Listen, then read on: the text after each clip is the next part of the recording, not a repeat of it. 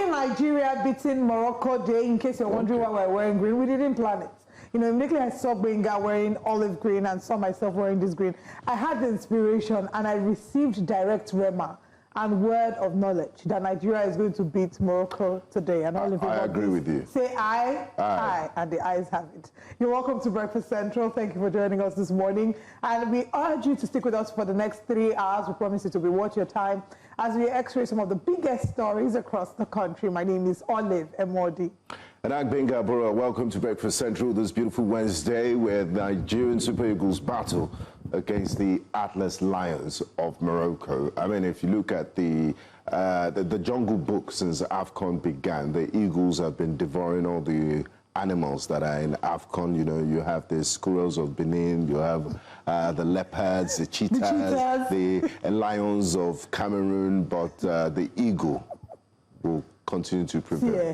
I want to kneel down. If I have to kneel down, let my enemies not laugh at me. Super Eagles. No, I mean, you've been making us proud. Let them not go and cut out the clip the way Algeria was boasting about sending us to Sambisa Forest. And that clip started trending after we beat them to stupor. Please, dear Nigeria Super Eagles. I'm very I want to be able to cut out this clip tomorrow or later tonight at 9 p.m. and use it to thank you, to thank God, and to celebrate our win.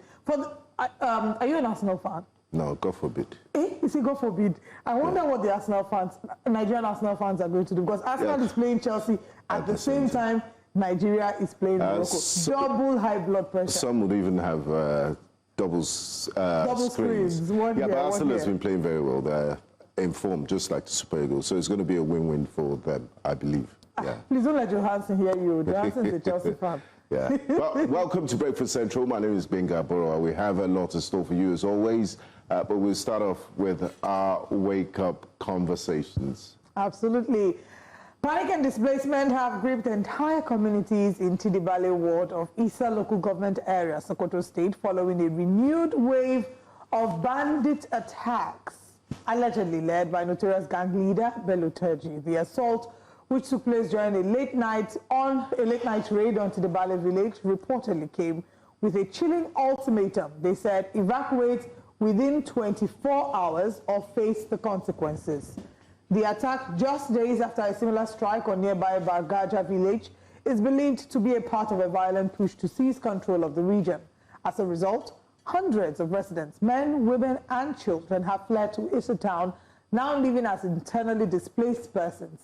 Many are sleeping in open fields with children vulnerable to hunger and illness, and families left without food, shelter or medical aid, highlighting the deepening humanitarian crisis in the area. You can see the clips. These are videos, the footage of people fleeing the area because of the threat of one person and his influence and his supporters. I'm speaking about Bello Turji, who is a well-known notorious bandit. I mean, this is sad, and I thought the authorities said they had neutralized Bello Turji a few times, just like Shakal. He has 9 lives, he's a cat. Yeah, that's what we get, different communication, but this is really sad. And heartbreaking. Imagine if you have to up and leave your residence in less than 24 hours because some bandit is issuing a threat. You don't even have enough faith in the Nigerian security operatives to protect you.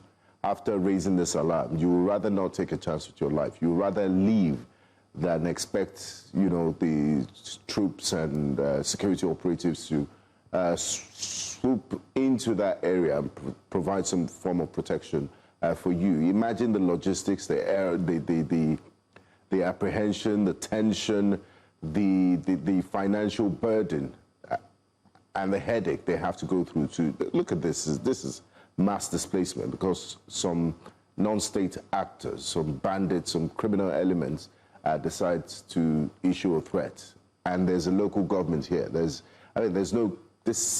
feels like a complete breakdown of law and order. For them to comply, they would rather comply with the threat and save their lives than, you know, hope that the government will provide some sort of protection for them, which is quite very, very, very unfortunate. It's very sad. I just want to confirm, there's a particular place, I believe in Zamfara State. I'm trying just yesterday, a similar thing took place. We're reporting on the letter that was issued to the residents of Ikoyile in Oyo State to pay some form of protection money because the criminal elements were going to visit. And now we're seeing this in Sokoto. Very, very unfortunate incident. And let's hope that the authorities will step in and prevent this from happening, because I'm not sure it's everyone that will be able to have the financial means to evacuate the village and move to displaced camps. Like you said, camps. Just to reiterate what Benga has said, what this shows is an inherent lack of trust in citizens. I think I'll rephrase. I think what this shows is there is an inherent lack of trust in the government by the citizens. They do not trust that the government can protect them. If one person can, they can cause that level of fear that makes people to leave for their lives. Some of the farmers were interviewed. These are people who have farms, who have businesses they're doing there. Some of them were interviewed and they said they left their crops behind. That life is more important than their crops. On the flip side, in Shinkafi local government area of Zamfara State, including Shinkafi town, Katuru, Jangeru, and Kanwa, they are reported to have entered into a truce with Bello Turji, and what that means is they're being offered some form of protection. Under the arrangement, the villages reportedly pledged not to confront or report his activities, a decision residents described as a survival strategy rather than consent. Who the hell is this guy? Is he bigger than the state? Why can't they apprehend him? Is he not human? Why can't he be arrested or neutralized with all the intelligence they have? Yes, there's a public commentator, Altin Guyawa. He's a public commentator on banditry and kidnapping in Sokoto East, and he said that this development has reshaped the geography of fear in the region. And what this is a power play for you to wake up and complying. Yes, of course. So the thing is then, what really is a government? Who is a leader? A leader is a person who can instill obedience, who can instill respect from the people, whether we like it or not. He has established himself as a leader in some light, where he gives orders and people comply. People obey, where people fear him, where people respect him. It's just that the respect is not born out of loyalty, it's born out of fear. Either way, they respect him, they respect the consequences of his actions. There's also reports of how these terrorists attacked the community around 1 a.m., that there were people, they first attacked a grocery store, that they were hungry, and they killed 4 people there. Like it's almost the commonality of human life, the triviality with which they have treated human life. Zero respect. And you expect the authorities to step in with and do something about it, because this is only going to embolden them. Look at them acting like a government, issuing directives, causing mass displacement. And these individuals are members of society. They're not ghosts. And you still can't do something about it. When did we become... And there's also news, yes. No. It's just depressing. There's news about the federal government spending $9 million on a lobbying firm to lobby Washington to, slow down its stance on the Christian genocide. $9 million. Imagine what that would do if you put it in the security sector. Yeah. And you know what's even worse is every year you check our budget, defense gets the highest allocation on the budget. And we don't know if we feel like this war is getting much better, right? Yeah, it just feels like the methods are changing. At some point, yes, it was bombing, suicide bombers. Yes, we don't hear about suicide bombers. It has morphed now into kidnapping and banditry. Yes. And Nigerians are living in fear. While some people are going about their daily communities, one thing or the other. In Abuja, they're talking about one chance. In Sokoto, it's bandits. And even though the government is tightening the news in terms of penalties and consequences for this, because the senator said, look, banditry, all of you will get a death penalty. It doesn't seem to be a deterrent. Have we seen, is one thing to say it.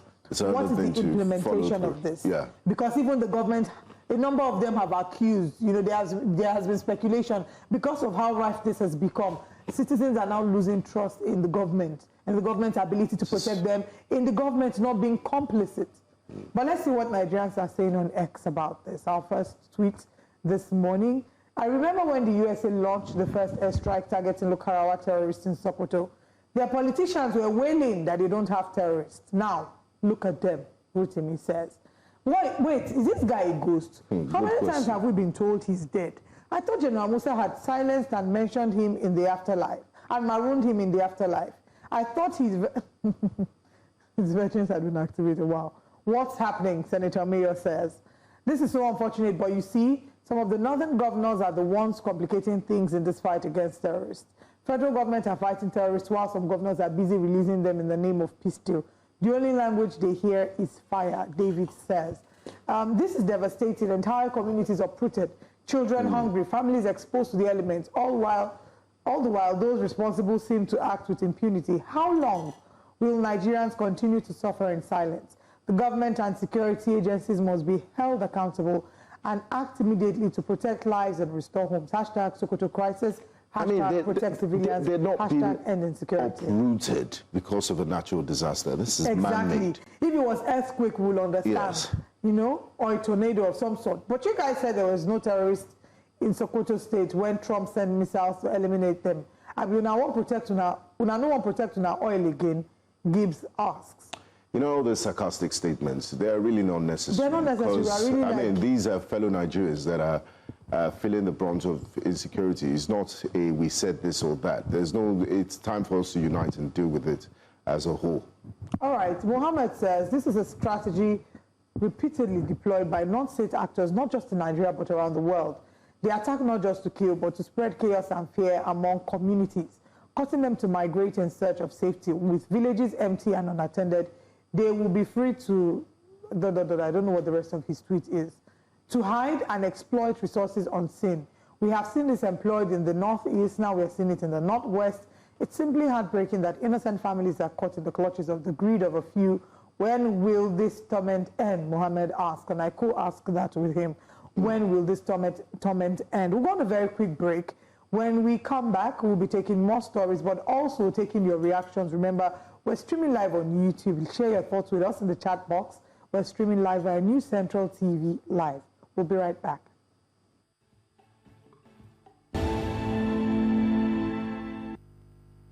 Welcome back to Breakfast Central. Let's now move to our next conversation.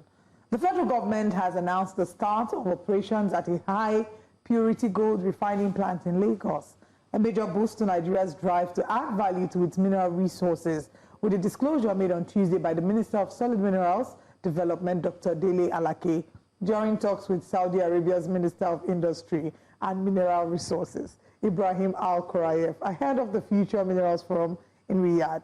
Dr. Alake said the refinery, now fully operational, is part of a broader strategy to end raw mineral exports, noting that 3 more gold refineries are on the way and the $600 million lithium processing plant in Nasarawa is ready for commissioning. Developments, he said, are positioning Nigeria as a leading African minerals hub while strengthening bilateral cooperation and attracting global investment through improved standards and traceability. Benga, are you excited? Yes, I mean, this is good. And Africa has traditionally always been seen as the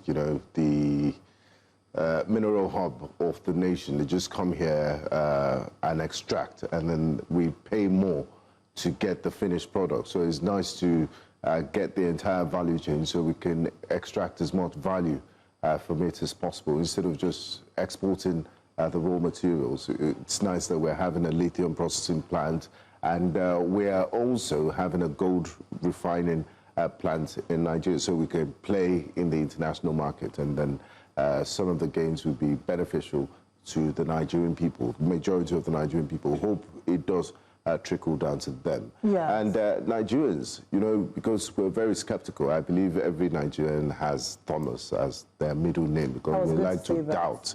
It would be nice if some of these announcements are accompanied by, you know, a few photographic and video evidence, because videographic evidence too. Because Nigerians, you don't blame them, because they've announced many things in the past that we haven't seen. Exactly. I think that, first of all, it's commendable what they're trying to do, because we've been a country that's been hugely dependent on crude export. And that has, in fact, with the way our budget is being drafted, you would see the benchmark of oil, especially now in the world where...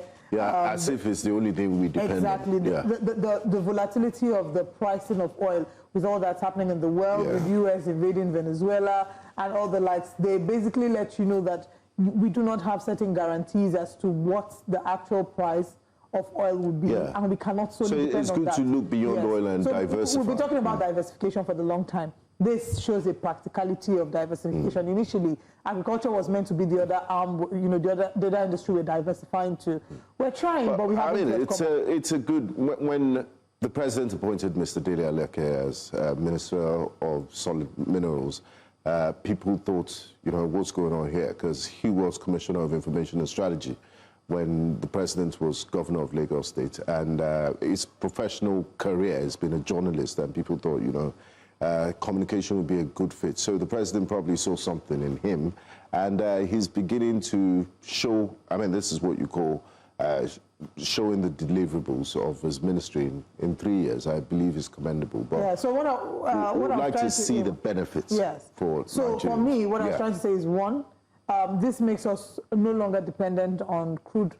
I mean, it's not immediate, but in the long run, we'll no longer be dependent on crude oil exports, which is largely subject to global price shocks. Two, what this does is also, with the refineries being established in Nigeria, what that means is there'll be more job opportunities. So it's creating job opportunities for people who are looking to get jobs, people who are interested in the sector. The Nigerians who are very interested in jewelry, in gold. Gold is a very important stone for, even for investment. It has a huge value. There are people I know who will travel and say, every time I travel to the UAE, for example, I'll make sure I buy some gold and just keep, because it's a huge value, a huge stone. And right now in the market, gold, gold isn't value at all. Gold is at an all-time high. When we have that here in Nigeria, people will no longer feel the need to travel to and we save UAE. Forex, you're saving exactly. You're saving the amount, and I would like to think that maybe the price of gold will be slightly cheaper in Nigeria, because by the time you factor in, for those who go to buy and come to sell in Nigeria, they are factoring in the logistics and transportation. And it's possible. Who thought that? I mean, when our refineries went moribund, I mean, the government refineries are not processing anything. But look at what Dangote is doing, and we had a whole December and there was no fuel scarcity. So baby steps in the right direction. And we're looking at multiple revenue streams, like you mentioned, for the federal government. But let's take a look at what Nigerians are saying on this issue. Omar Ann says, strong partnership across regions are the way forward. Nigeria and Saudi Arabia. Big opportunities for skills and technology exchange. Okay, good, positive message there. Carlo Gambino says, are there any gold mines in Lagos? How about building the gold refineries in the location of the raw materials? Transporting raw gold from Kebbi, Zamfara, Taraba, Nasarawa, Bauchi, Gombe for refinery. There's gold in Oyo State, by the way, so Oyo State is not too far from Lagos. For refining, when they could be refined, okay, I get the point of the message, though. Iba Oluyole says, they should scrap your ministry, I beg. Legal mining accounts for 90% of our mineral exports. You're just there collecting allocation every year. It would be nice for you to prove that the illegal mining accounts for 90%. Yes. The docky says, Lagos as location already cast a shadow on the positives of this news. Tinubu is building his home. Where are the 3 additional gold refineries located? Perhaps on paper.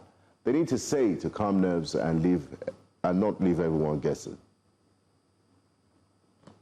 Brian says, more income generating systems, but no system for accounting for the funds produced. Well, speaking of that last, okay, let's finish with it and I'll come back to take that one.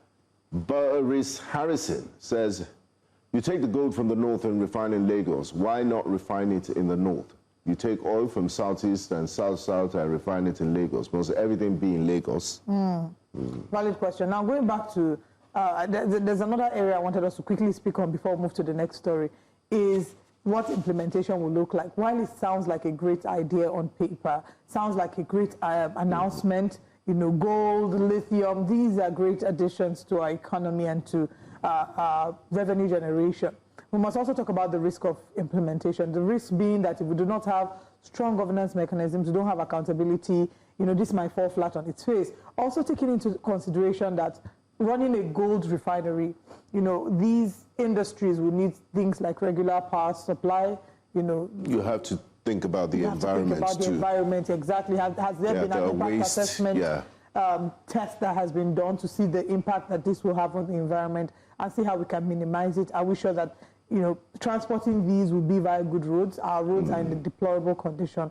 So beyond it looking good on paper, we have to look at the practical. And also, I always think about the people in everything we do, because this might just sound like a business to business, you know, elite to elite business. How many Nigerians would they employ? How much benefits would it bring to the ordinary Nigerian?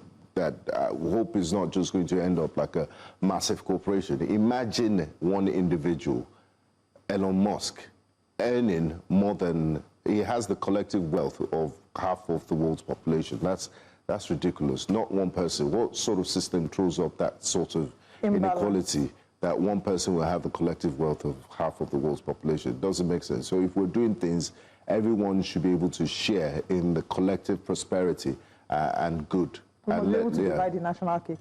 God bless share you. the national Yes. moment. Now let's move to our final story in Edo State, where Governor Monday Okpebholo has condemned the recent attack on the palace of the Honorji of Ekpoma, His Royal Highness Zaiki Anthony Ehizioje Abumere II, by anti-kidnapping protesters who blocked highways and vandalized properties. Visiting the palace in Ekpoma to assess the damage, the governor described the invasion and looting as criminal and unacceptable, warning that those responsible would face justice. He explained that the government is intensifying technology-driven security operations across Edo Central to restore peace and law following previous successful rescues of kidnapped victims, and assured residents that decisive action will be taken against anyone who hijacks protests for violence. Benga? Okay, let's listen to the to a few excerpts of the governor's visit to Ekpoma. We have been doing a lot, and before this ugly situation happened, we had planned something. These people will leave our forests. We have 3 geopolitical zones. We have carried out one in Edo North. Here we are in Edo Central. We will leave no stone unturned. We must make sure that we bring these people to book. By the time we finish this operation that will happen here, these things will stop in Esa as a whole. In the next few days, you'll start seeing things happen. So I want to also beg you, by the time we carry out our operations, I'm not going to spare anybody that is involved. And nobody should come and beg me. Ekpoma, Isha will not be a safe place for them. So there you have it. The #1 citizen of Edo State has spoken, and it said they will leave no stone unturned and they will make sure that justice is served. And by the time they finish dealing with those responsible for this, this sort of incident would not repeat itself again. So there you have it. Governor Monday Okpebholo speaking, talking tough on the vandalization that took place in the anti-kidnapping protest that happened over the weekend in Edo State. Well, he also said that those who started the protest were not the students, that the protests that later turned violent were some people who call themselves Comrade Association, and he said a lot of misinformation had been going around, especially on social media. He says, and I quote, "I wonder how a protest will occur without the presence of the Students' Union government of that particular school." So this is, of course, a statement. This wasn't by the governor. This is a statement by the Students' Union president. But let's take a look at what Nigerians are saying about this, and then we'll come back to share our thoughts. Fine girl. What? Yes, fine girl, Rita. Yeah, Rita says, "What do you mean you will treat them like criminals? Is that why you sent your men to go and break doors of innocent young students?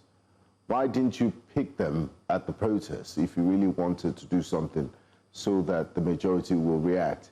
You arrested them at the late night, your own people." Okay. Agbalaka says, "When is he going to visit students he held in custody? When is he going to rescue the young people kidnapped in Ekpoma? When is he going to visit the issue of insecurity in Edo State?" Good questions there. Stephanie Omer says, "How long have those students been complaining to you about insecurity?" It says, "Typical black man, you did nothing since all this while until they started protesting. You are lucky the protest was peaceful, but don't think that locking them up will silence them. We have heard them all the way from Washington, D.C. Okay. Yeah, I don't understand. Maybe he's trying to say that Donald Trump has also heard about it. Well, it's possible that he said that. But anyway, we'll be touching more on this as we've been following up with what's happening in Edo State. But remember that your comments are welcome via YouTube. Let's now share with you our top stories, and then we'll get into the conversation proper in a moment. This morning on Breakfast Central, President Tinubu seals investment partnership agreement with the UAE. I hope that will mean freer visa access. Edo government blames foreign sponsors for Ekpoma unrest. They call them the Comrade Association. Bandit leader Turji issues fresh threat to Sokoto communities, and we've seen them fleeing in their droves. Pesticides found in Nigerian produce 17 years after ban, according to a report. We'll bring you the newspaper front pages. Stick around for all these.